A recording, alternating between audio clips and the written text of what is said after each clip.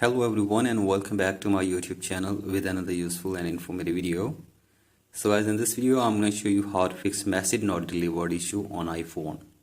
So guys, if you're trying to send messages from your iPhone but you're facing this issue, here I will show you how can you fix it. So guys, for that you have to simply watch this video till the end.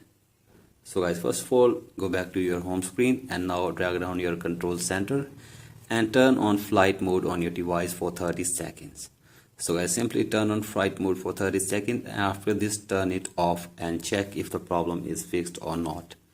And if the problem is still there, then you have to simply restart your device for one time as well. So guys, for that, press and release the volume up button and then down and keep holding the power button until your device force restarts. So guys, do this and check if the problem is fixed or not. And if the problem is still there, then you have to simply take out your SIM card from your device for one time. And after this, insert your SIM card again. So guys, do this and check if the problem is fixed or not. And if the problem is still there and you are using eSIM in your iPhone, then open settings in your device and then set up your eSIM again on your device for one time.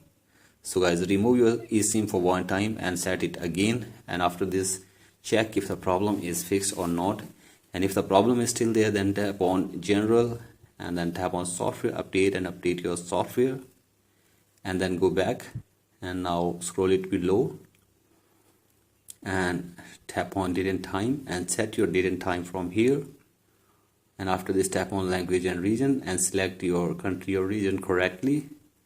And after this, go back and tap on VPN and device management and make sure that there is no connected VPN on your device.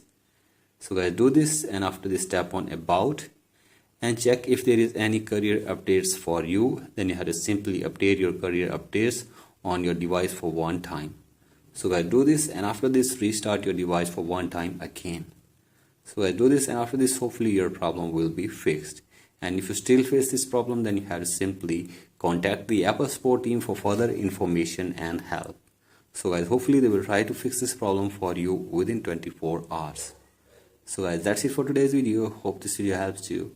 Please like and subscribe to my YouTube channel as well. Thank you.